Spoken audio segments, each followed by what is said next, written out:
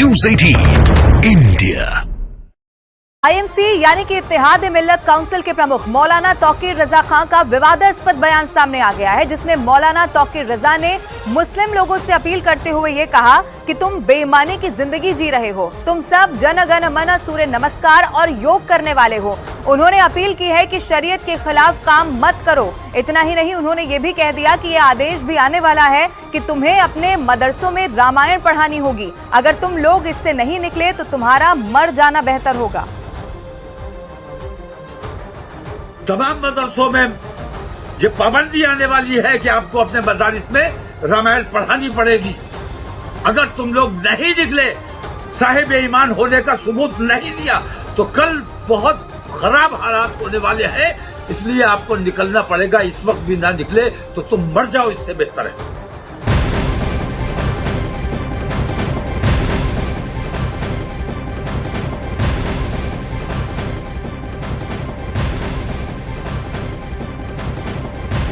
तौकीर रजा का विवादास्पद बयान आपने सुन लिया, लेकिन आखिर कौन है तौकीर रजा, ये आपको बताते हैं। देखिए, मौलाना तौकीर रजा बरेली के एक धार्मिक नेता हैं। उनके बारे में और भी जानकारी आपको दें, वो सुन्नी मुसलमानों के बरेली संप्रदाय से ताल्लुक रखते हैं। साल 2001 में उन्होंने राजनीतिक पार्टी इत्तेहाद मिल्लत की स्थापना की थी।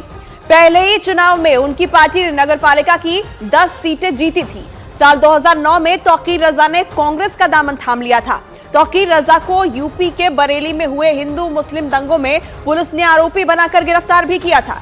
साल 2012 के विधानसभा चुनाव में तौकीर रजा ने समाजवादी पार्टी का समर्थन किया। उनकी पार्टी ने भोजपुरा से चुनाव भी जीता।